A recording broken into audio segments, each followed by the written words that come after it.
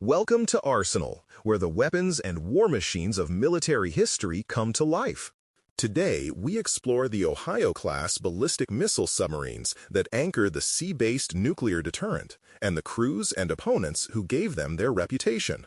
If you enjoy learning how technology, tactics, and human decisions come together in combat, you can find more articles, podcasts, and resources at trackpads.com. Inside the submarine, the air is cool and controlled, lit in soft white and red. In the control room, sonar operators sit at their consoles with headphones on, listening for the faintest traces of distant ships and biologic noise. Navigation teams beside them shepherd the boat along its invisible path, using instruments that let them know where they are without ever needing to surface. Down a secure passageway, behind locked and guarded doors, the strategic weapons team keeps watch over the procedures that could take the boat from routine operations to nuclear launch if ordered.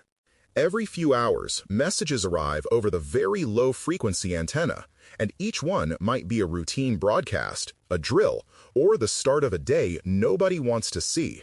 Behind watertight doors sits the reason the submarine patrols at all.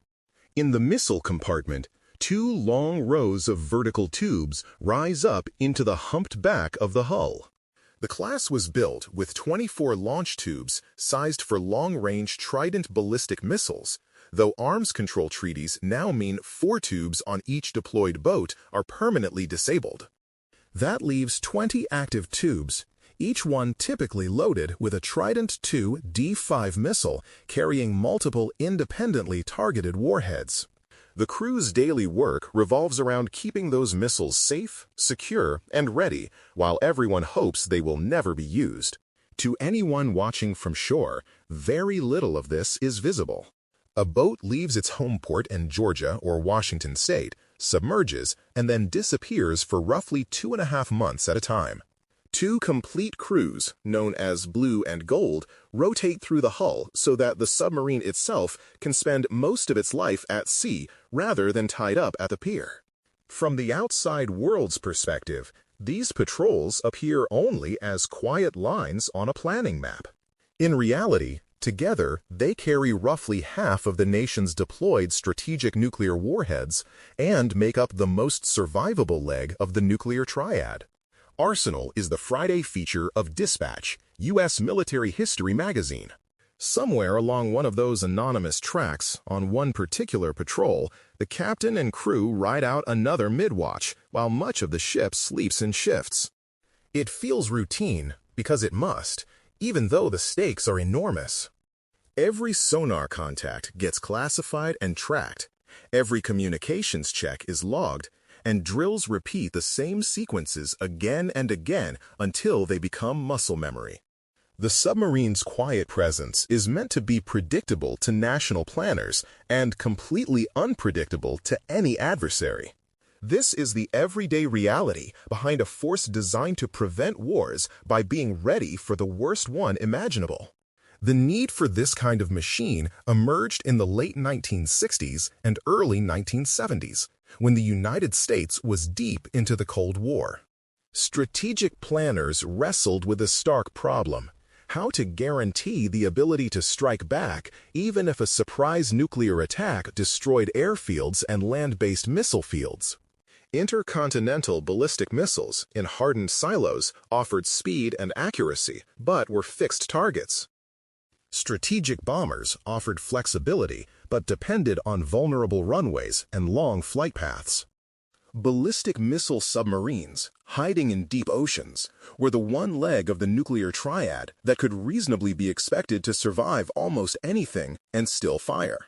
The United States already operated an earlier generation of missile boats, often called the 41 for freedom, carrying Polaris and Poseidon missiles in smaller hulls.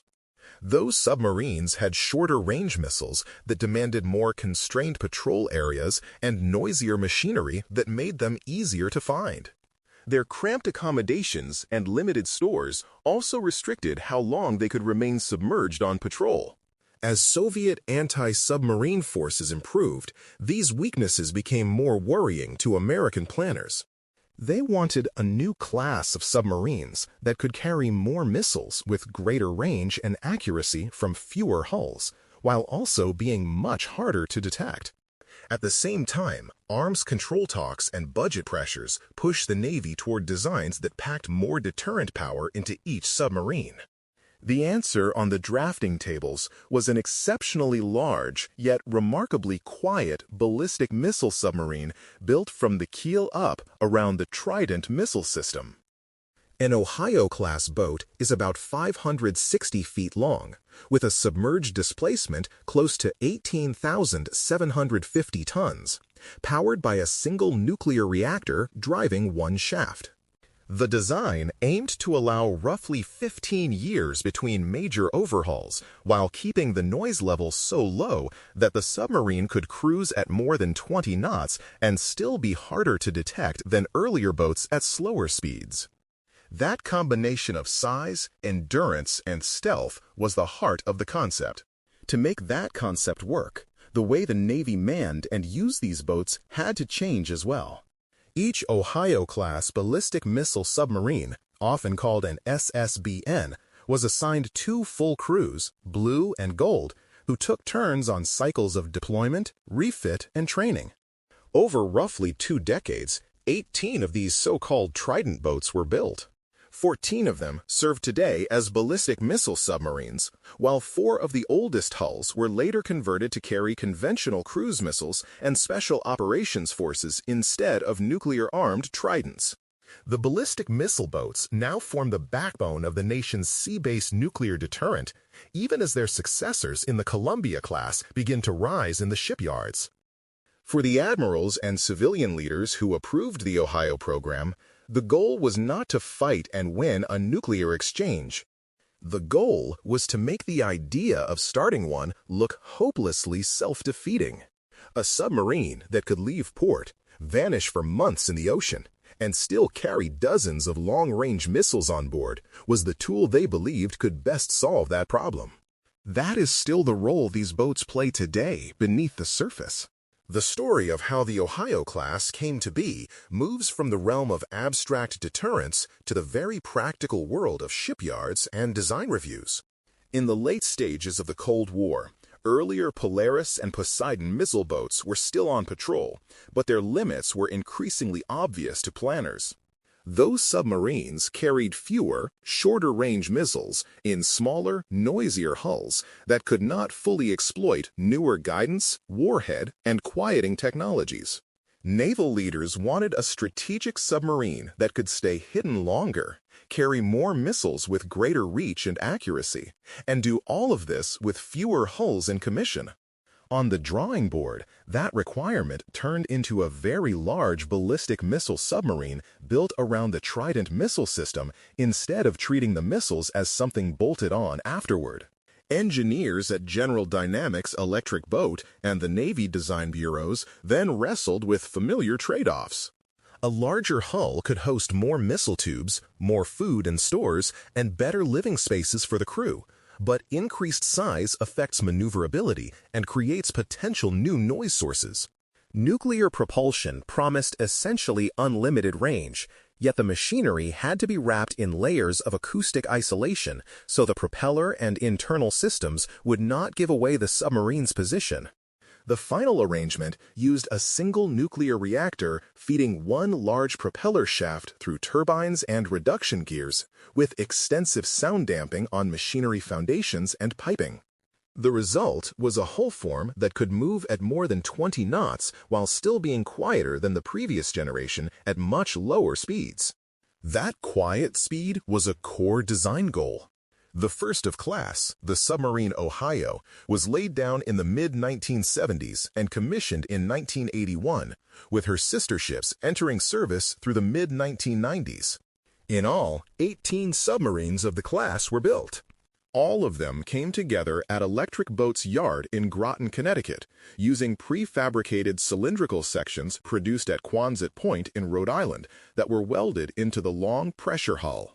14 of these boats entered service as ballistic missile submarines carrying Trident weapons.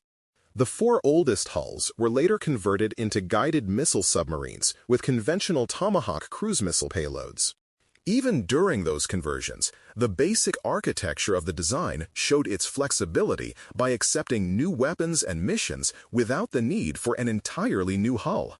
At a glance, an Ohio-class ballistic missile submarine is a United States Navy strategic boat of the late Cold War and post-Cold War era. It is about 560 feet long and displaces roughly 18,750 tons when submerged. A typical crew numbers around 155 people, with about 15 officers and 140 enlisted sailors. These sailors are organized into alternating blue and gold crews so that the ship can spend most of its life on patrol rather than pierside. The two-crew system is as important as the metal itself.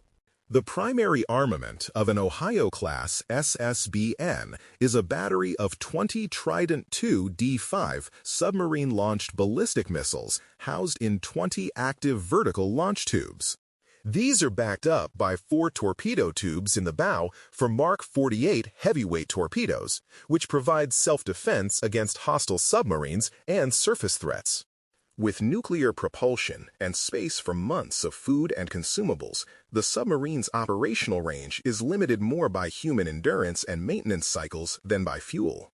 The boat is designed to stay out for about 2.5 months at a time, then return for a refit and crew swap before heading back to sea. Production of the class anchored the strategic submarine fleets based at Kings Bay, Georgia, and Bangor, Washington.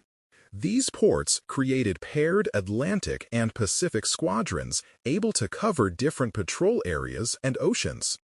Over time, updates to missiles and fire control systems, as well as quieter auxiliary machinery and new electronics, were introduced during major refits instead of waiting for an entirely new ship class. That incremental approach kept the basic design relevant for decades, even as the Columbia-class replacement program moved from paper studies to cutting steel. The Ohio hulls were never meant to be glamorous ships constantly in the public eye. They were meant to be steady, durable platforms that solved the production and patrol problem for a generation. Seen from the outside, an Ohio-class SSBN is a long, clean hull with a rounded bow, a prominent sail, and a broad, slightly raised missile deck just aft of the sail. The bow houses the large sonar sphere and the torpedo tubes hidden behind shutter doors, while the hull tapers toward a single screw and cruciform control surfaces at the stern. Above the hull, retractable masts and antennas rise from the sail when the boat is near the surface, including the long, very low-frequency antennas that bring in message traffic during patrol.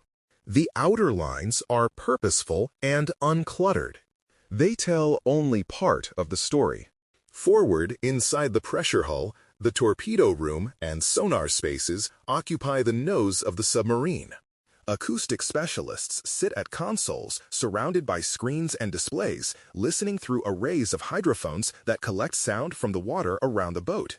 They build a three-dimensional picture of nearby ships, seafloor terrain, and biologic noise like whales or snapping shrimp. Nearby, torpedo handling spaces store Mark 48 weapons and their associated gear, kept ready for the unlikely but serious event that the ballistic missile submarine must defend itself. Above and slightly aft is the control room, where the officer of the deck, the diving officer, and a cluster of watchstanders drive and navigate the submarine. Periscopes, photonic masts, navigation displays, and ship control consoles are concentrated there so the boat can be steered silently at depth or maneuvered safely on the surface. Behind the control spaces stretches the heart of the strategic mission, the missile compartment. On an Ohio-class SSBN, this is a tall, multi-deck space that runs up into the hump of the hull, lined with 2 rows of launch tubes. Ladders, platforms, and handling gear thread through the space, letting weapons personnel move between decks and reach the tops and bottoms of the tubes. Each tube is a heavily engineered structure with multiple hatches, safety interlocks, and monitoring systems. It is built to cradle a Trident II D5 missile through months at sea, holding it secure against the constant motion of the ocean. The physical scale of this space drives home what the boat is for. The missile compartment also houses the electronic systems that manage targeting data, launch control, and the safeguards that prevent any single person from acting alone. Consoles, secure data paths, and interlocks ensure that multiple individuals must authenticate orders and take coordinated steps before anything critical happens. The layout reinforces doctrine.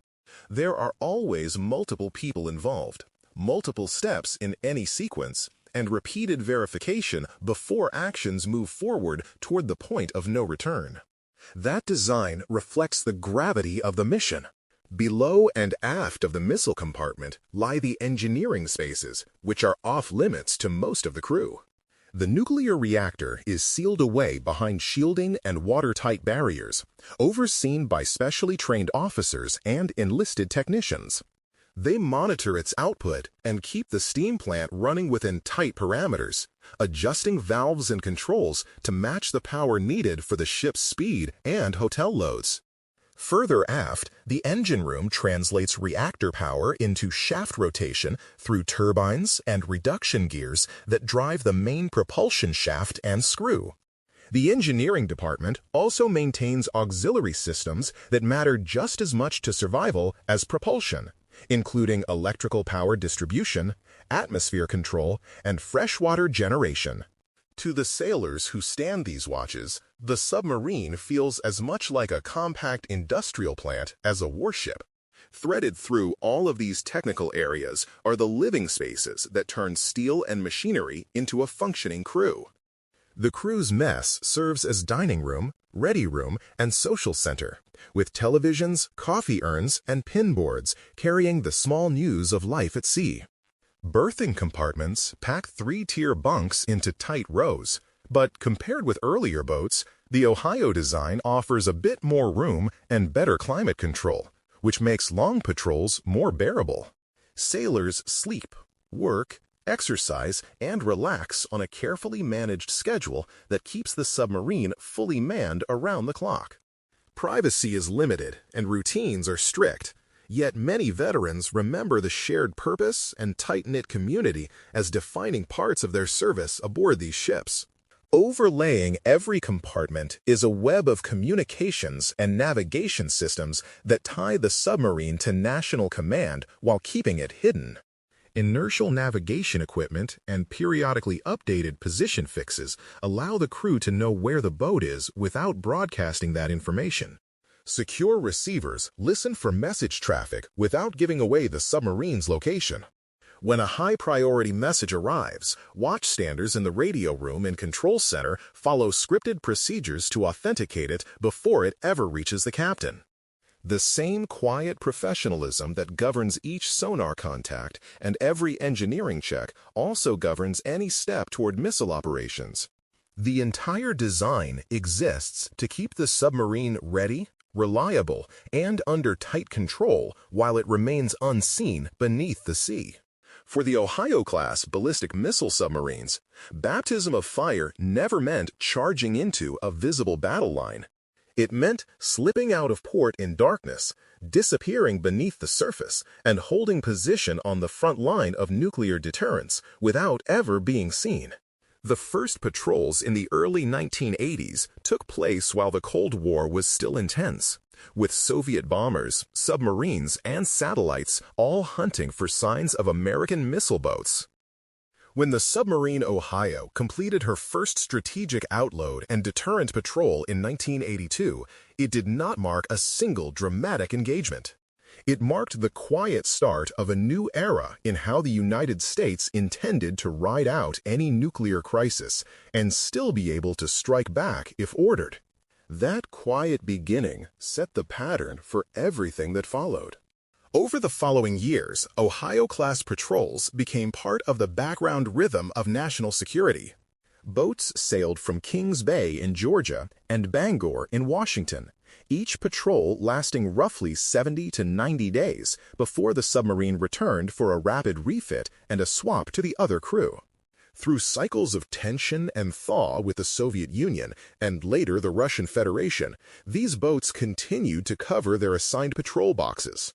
Even after the Cold War officially ended, strategic submarine patrols stayed close to Cold War tempos, with dozens of deterrent patrols conducted in a single year across the fleet. The measure of success was simple and grim. There were no missile launches and no nuclear exchanges, only the steady presence of hidden firepower that made first strikes look suicidal. These submarines also had to adapt to a changing world. Arms control treaties reduced overall warhead numbers and shifted targeting plans, so the number of Ohio-class boats in strategic service dropped from 18 to 14, with missile loading and patrol patterns adjusted to match the new limits. Patrol areas evolved as improvements in missile range and accuracy allowed boats to stay farther from heavily monitored choke points and hide in deeper, quieter waters. Crews trained constantly for the possibility that a crisis could unfold during any patrol, running classification drills on every kind of acoustic contact and practicing the authentication procedures that would precede any real launch order. The stress they carried was mostly psychological rather than kinetic, but it was very real. It was the burden of waiting while hoping nothing would ever happen. In that sense, the Ohio class received its baptism not in a single storm of fire, but in decades of unbroken readiness. Every major international crisis that touched nuclear planning found some of these boats already at sea, listening and waiting. Their contribution was measured in crises that did not escalate and weapons that never left their tubes. For the sailors who served on board, the memories of those patrols are not of dramatic combat sequences. They are memories of constant drills, quiet watches, and the knowledge that their invisible presence was one of the main reasons no one dared push the world over the edge. That is a different kind of combat record, but it is a record all the same. Crews, commanders, and planners tend to describe the Ohio class in terms of reliability, quietness, and endurance. As a ballistic missile platform, its greatest strength is survivability, the ability to leave port, vanish into the ocean, and remain on station for months with a full load of long-range Trident II D5 missiles ready if commanded. The combination of low acoustic signature, long intervals between major overhauls, and 2 complete crews for each hull gives every submarine a very high share of time at sea. In peacetime, that translates into a stable and predictable deterrent presence that always exists in the background. In a crisis, it gives national leaders confidence that a significant portion of the strategic arsenal is both secure and dispersed. The boat is built to survive long enough to matter. Habitability is another strength when you compare these ships with earlier missile boats. The larger hull and better climate control make long patrols less physically punishing, which matters for a crew expected to perform demanding duties deep into a third month at sea. Sailors often note the sense of routine and community that the design supports, from the relatively spacious mess to the improved berthing compartments where 3-tier bunks still feel more livable than before. On the technical side, the missile and fire control systems have evolved over time to maintain accuracy, security, and safety. That evolution reinforces confidence that the missiles would work if they were ever needed, yet remain secure if they are not. The class also proved flexible enough to accept mid-career upgrades without losing its basic stealth and endurance. Its weaknesses are less visible, but still important. Nuclear propulsion and complex missile systems demand intensive training, detailed maintenance, and close regulatory oversight. The boats rely on a relatively small pool of highly skilled officers and enlisted specialists, and retaining those skills over decades is a constant challenge for the submarine force. Operationally, a ballistic missile submarine is deliberately unspectacular. It cannot be used for visible shows of force without undercutting its own concealment, so its political signaling power is more subtle than that of bombers or surface ships that can be flown or sailed into view. In comparison with land-based missiles, the fleet is expensive to build and modernize, which is one reason the Columbia-class replacement is such a large and scrutinized program. Adversaries have also invested heavily in anti-submarine warfare, so the quiet advantage that Ohio-class boats enjoy has to be continually protected by upgrades and careful tactics. The most visible evolution of the Ohio design came not in a new external shape, but in a new role. In the 1990s and early 2000s, as arms control reviews concluded that 14 ballistic missile submarines were enough to meet strategic needs, the 4 oldest boats were selected for conversion into guided missile submarines, or SSGN. The submarines, Ohio, Michigan, Florida, and Georgia had their Trident launch tubes modified to carry vertical launch systems for Tomahawk land attack missiles and facilities for embarked Special Operations Forces. A ballistic missile loadout represents a strategic nuclear threat aimed at nation-level targets. The converted guided missile submarines became conventional strike and special operations platforms instead, able to fire up to 154 Tomahawks and deploy dozens of special operators from their altered missile tubes. That is a very different kind of firepower, carried in the same basic hull. This change did not alter the fundamental hull, propulsion plant, or quieting features, but it turned 4 strategic deterrent boats into high-capacity tools for regional conflicts. Guided missile submarines have since been used for major conventional strike campaigns and as testbeds for new undersea payload concepts.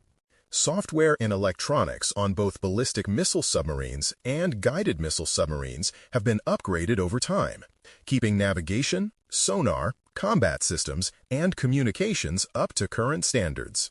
Missile systems evolved as well, with Trident II D5 replacing earlier versions and receiving life extension work that keeps the weapon viable even as the hulls age. The flex built into the original design, which left room for future systems in cable runs and spaces, proved its worth as these upgrades came online. The design was built to grow, and it did. Today, the evolution story is shifting toward replacement. The Columbia-class program is building a new generation of ballistic missile submarines that will gradually take over from the 14 remaining Ohio-class SSBN in strategic service. Columbia boats will carry fewer missile tubes per hull, but they are designed with a life of more than 40 years and reactors that do not require mid-life refueling. That allows a smaller number of hulls to maintain the required deterrent posture over time. Budget debates, yard capacity, and construction schedules all influence how smoothly this transition unfolds, and each of those factors carries risk. The fact that the replacement design was modeled so heavily on lessons from the Ohio era shows how strongly the older class shaped thinking about what a strategic submarine should be. The new boats are heirs, not strangers. The Ohio-class legacy lies in deterrence quietly maintained over decades rather than in battles fought. As the backbone of the sea-based leg of the nuclear triad, these submarines helped make it clear that any nuclear attack on the United States or its allies would be met by a survivable response. Their very existence, hidden under the oceans, added a layer of uncertainty that strategic planners on the other side could never remove. In that sense, their influence runs through doctrines, war plans, and risk calculations far more than through any single historical event. The fact that there has never been a major accident or loss involving these submarines or their strategic payloads speaks to the professionalism of the crews and the robustness of the design. That quiet record is central to their story. They also reshaped expectations about what a ballistic missile submarine should be. Long intervals between overhauls, dual crew systems, and careful attention to crew comfort have all influenced thinking about Columbia-class design and about other nations' strategic submarines. The conversion of some hulls into guided missile submarines showed how a platform built for one kind of strategic mission could be adapted to another, adding conventional strike and special operations capability without building entirely new ships. At the same time, the gradual retirement plans for both ballistic missile submarines and guided missile submarines highlight how expensive and technically demanding such capabilities are to maintain. Each decommissioning and each new keel laid for a Columbia-class boat represents a handoff in a chain of deterrent presence stretching from the early 1980s into the middle of this century. The line of succession is long and very deliberate. Unlike famous surface warships preserved as museum pieces, Ohio-class submarines are unlikely to appear as full exhibit ships anytime soon. Their nuclear propulsion plants, sensitive internal layouts, and ongoing relevance make full public displays impractical. For most people, the closest view will come from photographs, official imagery, scale models, and training artifacts such as a removed missile tube section or a mock-up of a control room. Naval museums, heritage centers, and archives help fill in the picture with exhibits on the ballistic missile submarine force and the broader story of Cold War and post-Cold War deterrence at sea. For followers of dispatch, coverage from trackpads on submarines, ports, and missile systems offers another pathway into that hidden world, pairing imagery with stories from sailors who served on board. You can also hear narrated versions of Arsenal features as part of the Trackpads podcast feeds and Dispatch audio editions, a reminder that behind every piece of hardware are crews and opponents whose lives turned on how well it performed.